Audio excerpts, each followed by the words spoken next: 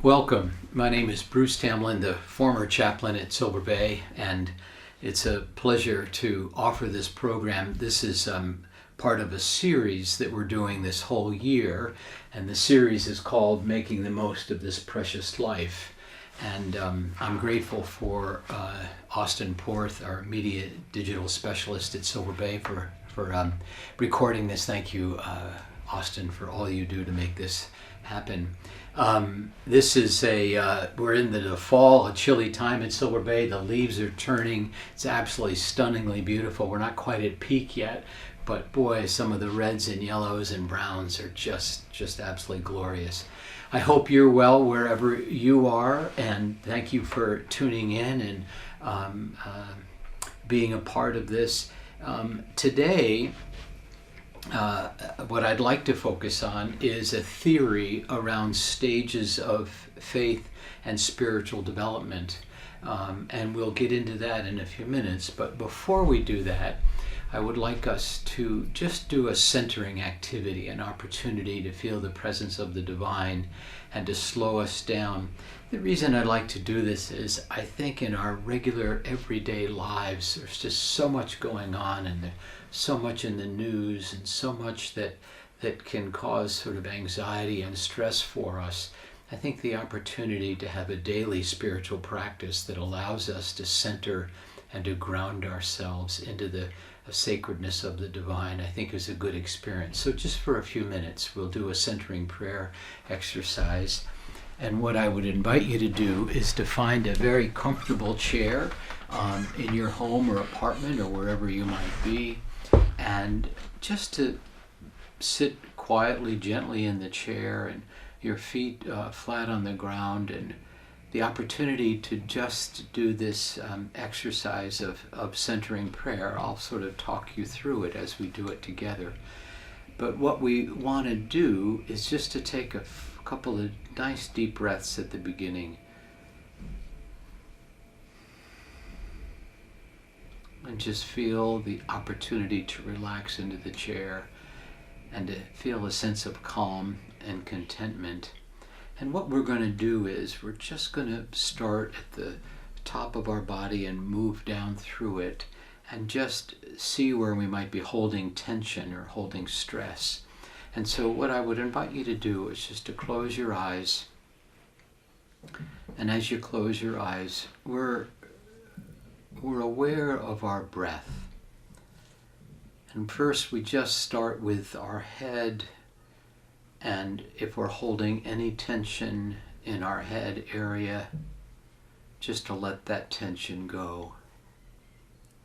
And then down into our neck and our shoulders, if we're feeling tension there, again, to breathe into that and let that tension go. And then as we move down into our arms and our shoulders, our torso, as we might be holding tension there, feeling stressed or feeling tight, just to breathe, and as we breathe out, let that tension go. And then to move down into our hips and our thighs, our torso, again, letting the chair and the floor support our weight. We can sink into that chair, letting tension go that might be in our midsection or our thighs, our hips. And then down into our lower leg, our knees, down to our ankles and our feet. And again, if we're feeling any tension or stress there, just to breathe into that area and let that stress that we might be holding go. And so letting our body just relax. And then what I'd like us to do just for a few minutes is to follow our breath. And we'll be aware of our inhalation as we take a breath in. And then as we exhale, And as we exhale a breath, we will say in our mind's eye, just silently to ourselves, a mantra word that we'll choose.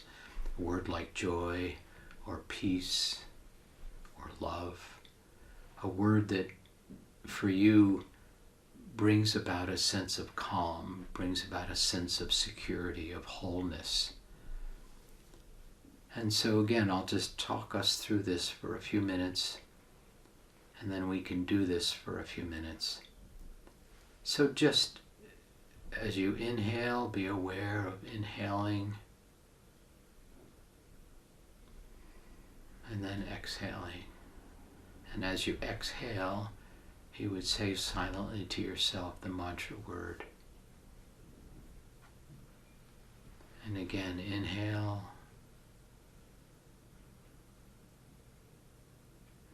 and exhale, saying the word that you have chosen. So I would like us to do this for a few minutes together. Again, inhale and then exhale.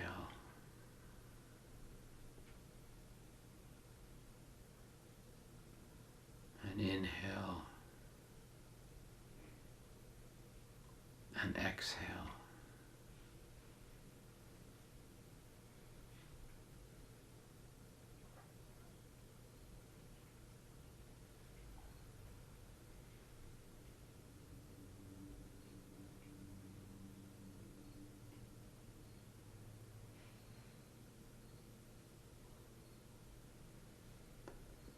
As you do this, thoughts might come into your mind, or something you're to do, or something that occurs to you. Just acknowledge it and then let it go, and go back to focusing on your breath.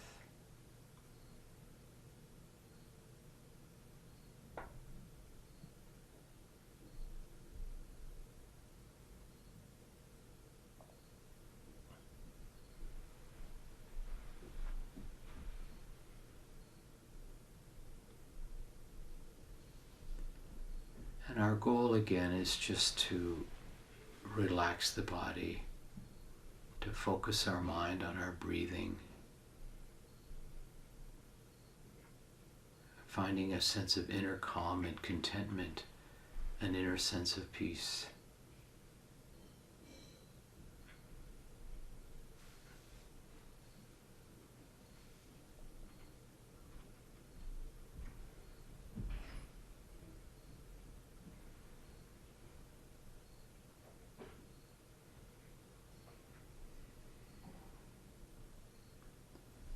So let's do a couple more breaths, and then we'll come back together.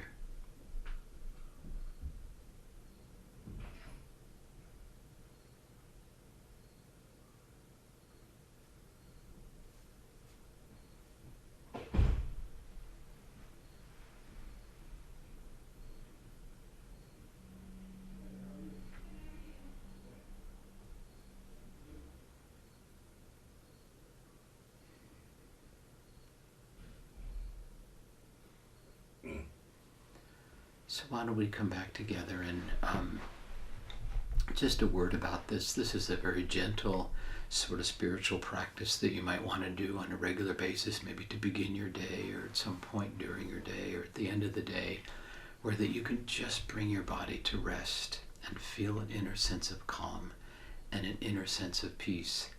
These spiritual practices like this one really help us in our overall health.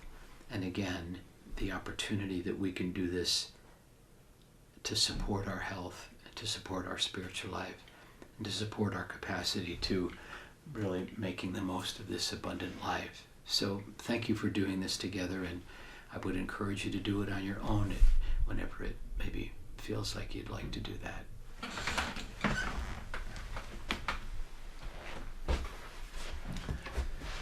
So again, the title of this whole series for 2023 is this idea of making the most of this precious life. This life we've been given is truly a gift. And this, again, this series that Asta and I are doing together will hopefully support you in coming to really make the most of this precious gift of life that we've been given. And again, our theme today is these stages of faith development. And there are a number of different theories around faith development developed by a number of different practitioners. And the practitioner we're going to focus on today is Brian McLaren. Brian McLaren is a former pastor and a author. He's written a number of books that you may be interested in. The book that I'm using today is called A New Kind of Christianity, and this book is published by Harper One, and it was published in 2010, so it's a little bit of an older book. But in this book, one of the chapters, Brian McLaren focuses on his 8 stages of sort of faith and spiritual development. And again, it's one of many theorists. There are a lot of different models. Some are 10-stage models, 4-stage models, 8-stage models. McLaren's has 8 stages to his. And I liked his. I liked how he presented it, and that's why I'm sharing it with you today. In this session, we're going to cover the first 4 stages, and on our next session, we will be covering the last 4 stages. It's a lot of material to kind of grasp in one session, so that's why we're breaking it up in half. But I want to share a few observations about spiritual development and the stages of spiritual development. So what do we mean by faith development? What are we talking about there? Well, these are some ideas that I have about it, and I hope they're helpful for you. If you find you have other theories about it or other thoughts about it, please, that's fine. And doesn't mean, just because I say it, doesn't mean it's right or right for you in that way. This is the way I've come to understand faith development. I also want to say that I am a bit expanding on what McLaren presented. In his 8 stages of faith development, he focused it more on the history of humanity. I'm focusing it more on the personal stages of development that one might go through in their life. So I've taken what I think is a valuable resource that he has provided, and I've adapted it slightly to the stages of development that I think we go through as human beings. So I hope what I share today is helpful for you.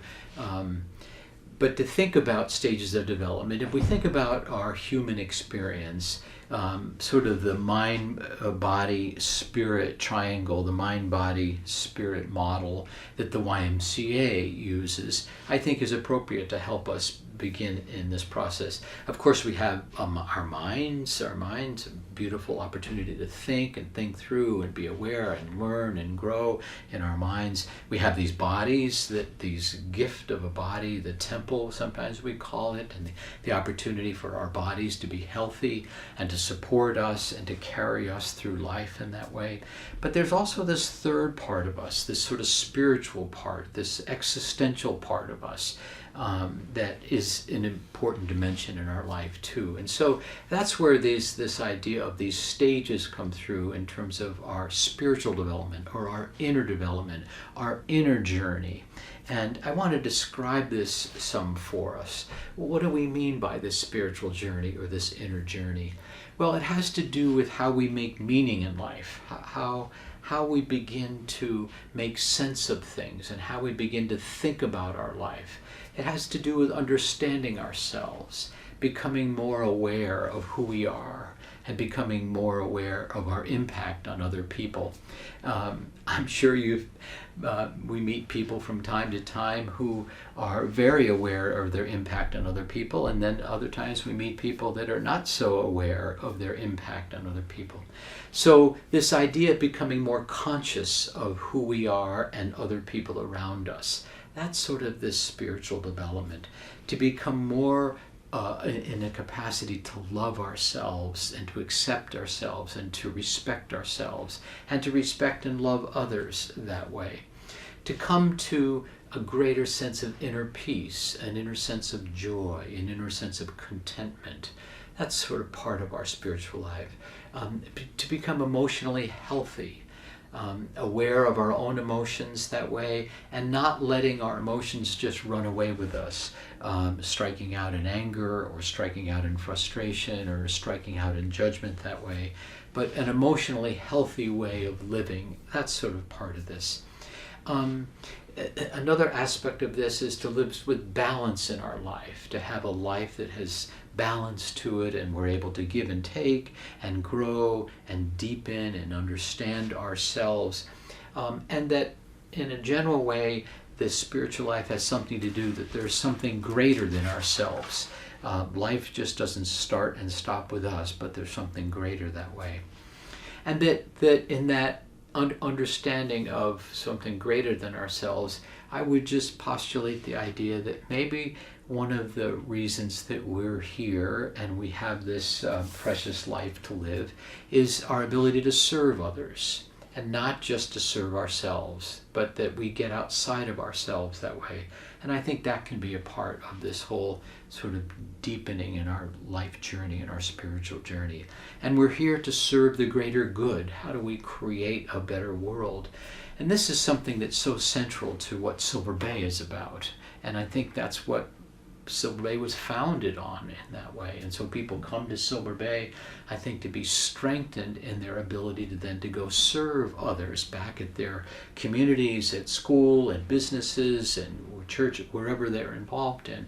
So Silver Bay is a place that I think supports this idea of a deepening spiritual journey so we can go back out into the world. Another way to understand sort of this faith development is to understand what it isn't and to talk about what it's not. And so the idea of deepening in our faith development is not just focusing on ourselves. It's not all about us.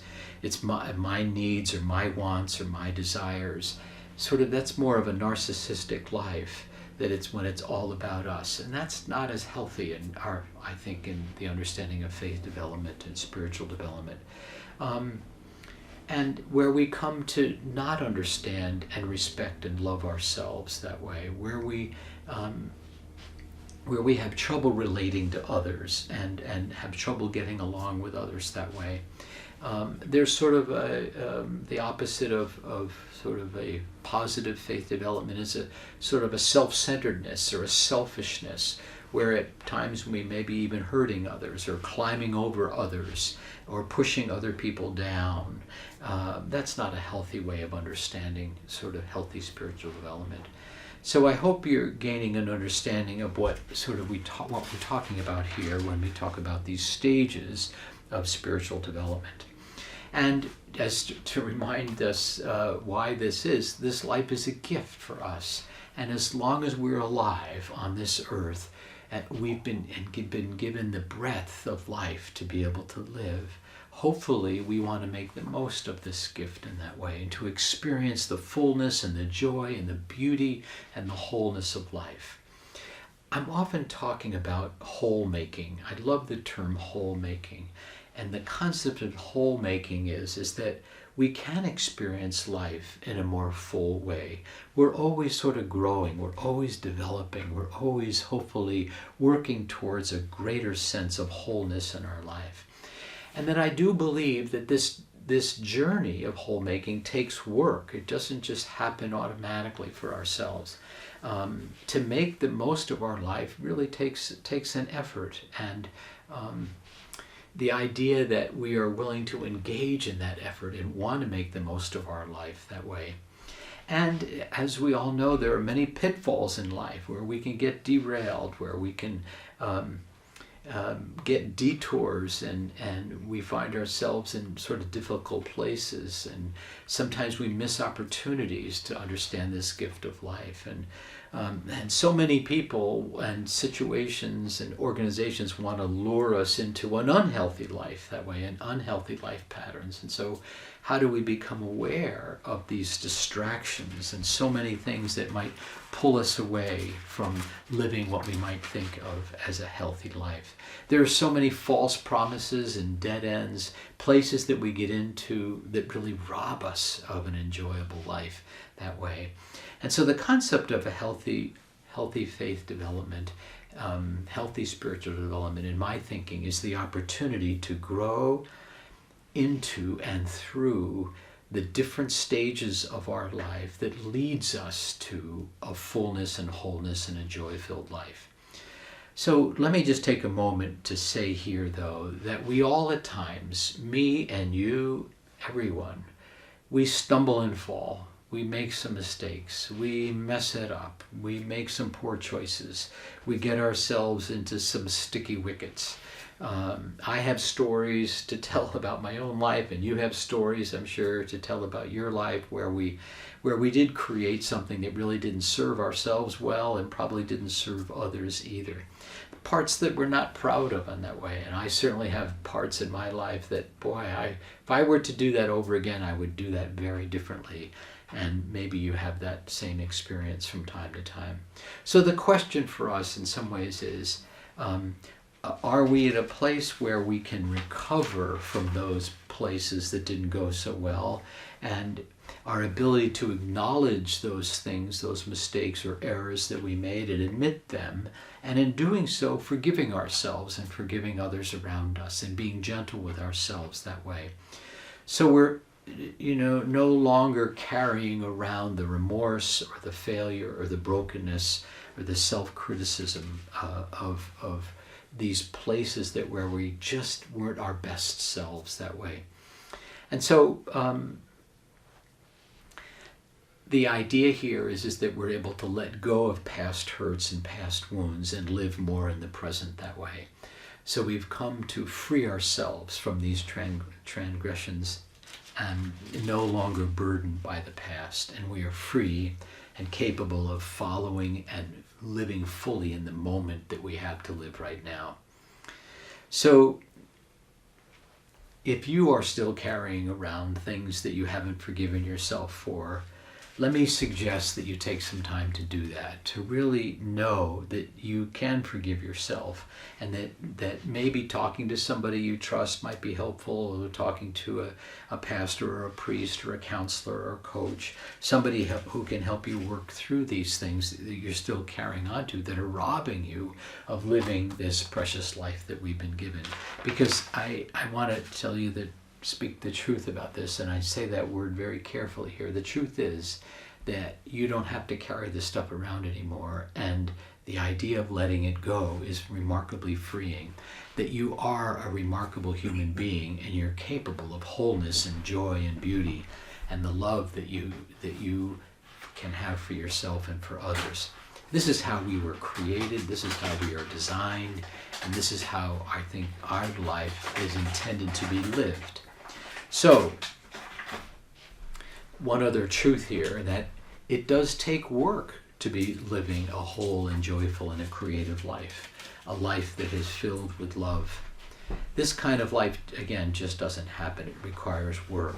And that inner work we often talk about as openness and humility, honesty, vulnerability, self-reflection, owning our own shadow, being able to admit mistakes and be able to admit things that haven't gone well for us that way, to move through these hurts and wounds. This takes effort, and I would encourage you to do the emotional work. And sometimes that's painful, and sometimes it's sad, and sometimes it's grief-producing, but I want to just share with you that the journey is worth the effort that way to come to this, again, this precious life. So this is the part of this journey that I think we can grow into by looking at these stages of faith and work towards a life that is full and whole that way. So Again, today we're going to take a look at the work of Brian McLaren. And Brian created, again, what he calls these stages of faith and spiritual development. And again, I've expanded on these a little bit from the material that he presented, taking a little bit more from a cultural context to a more individual context for us that way. And again, this work is published in a book called A New Kind of Christianity by Brian McLaren, published by Harper One in 2010. So Brian is a well-known author and part of the progressive church movement that way, and I've enjoyed his work over the years. Now, again, today we're going to look at the first 4 stages of this and talk about them for a few minutes, and in our next session we'll look at the second 4 stages. So, again, these 8 stages for faith and spiritual development. And the first one is called a passion, a quest for survival. A passion and quest for survival. Now, this first stage is focused on our ability to survive, to be able to just live. And so we have to be able to come up with food and water and air and a place to live and basic needs for us that way. So this first level, if we're going to, again, work towards a more whole life, we have to kind of handle the survival needs that way. And so, as we know, many people in the world today are really struggling at this very first stage for survival. Not enough food, not enough clean water, not enough availability of life support to be able to live that way. And it's so sad. My own heart breaks at times as I hear about situations that we hear about upon the news, and we hear from others that are reporting on it, that, boy, some people just really struggle with this survival. We are pretty fortunate in our country in many ways that, again, some people are struggling for survival in our culture, but it's not as common as in other parts of the world. And when one is living at this stage, it's nearly impossible to focus on any of the other stages, because all of your energy is tied up in just this survival place. And so a lot of times we think, well, how come they can't sort of move to other stages? Well, because this is taking up all their energy just to make it through today that way. So this stage of our development is this very first foundational stage of having to be able to survive. Now, the second stage is called the quest for security. So after survival, we figured out how to survive in some ways. Now we want some security. Are we safe? What threatens our security? Will we be okay? This really came into play when we all went through the pandemic and COVID. We were all just, are we going to survive this? Are we secure? Are we able to get the vaccine? And we were all, and the whole world was confronted with this issue of security that way. And you could just see it happening, the anxiety around it, and the number of people that were passing away. We went through an incredibly difficult period.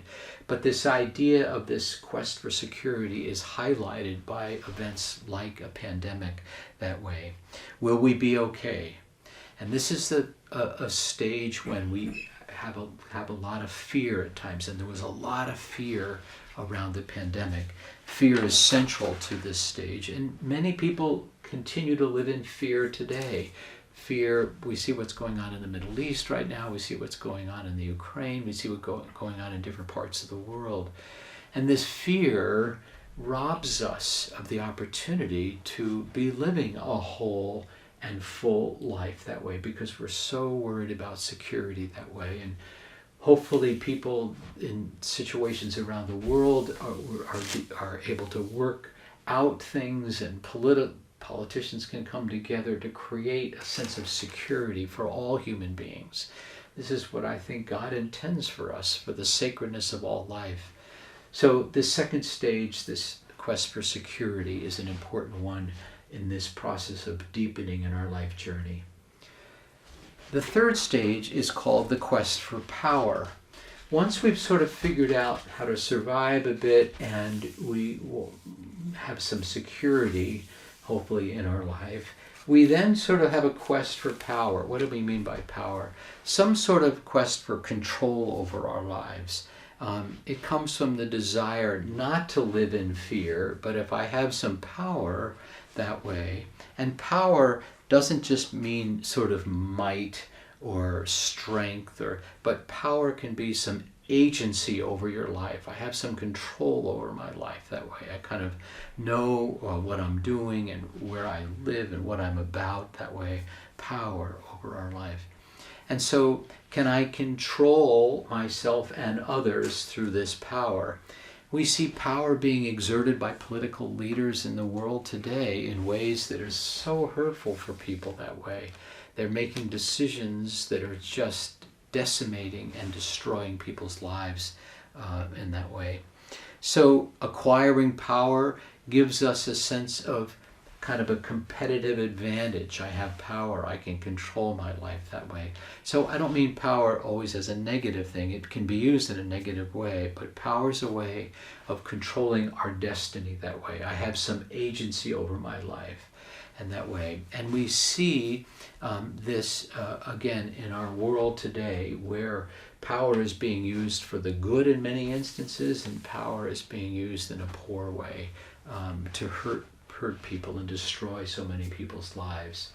So that's the third stage. And the last one we're going to talk about today, this fourth stage, is after basic survival and finding some security and having some agency over our life, control over our life, the quest for independence, the quest to be able to come to a sense of being independent. I don't want to be controlled by others. I don't want to feel like I'm dependent on others that way. The idea of having a sense of wholeness about our life, independence about our life. I'm in somewhat of control of my life that way. And this comes to, for us, to a greater sense of individuality, that I can, as an individual, have some control over my life and have some independence around that. So this idea of gaining independence is a sense of selfhood, is a sense of coming to understand that we are these whole people that way. So these first four stages are important for us, and this last stage that I'm describing sets us up for the next four stages that we'll take a look at. So I hope this has been helpful for you to look at these first four stages, and in our next session we'll look at the next four stages. So again, I hope you're well where you are. I hope that life is good for you in that way, and know that we here at Silver Bay are thinking about you and knowing of this place that we feel so oftentimes gives people a greater sense of wholeness in their lives that way. So thank you for being with us today. Be well, take care, and we'll look forward to seeing you at a future program. Bye now.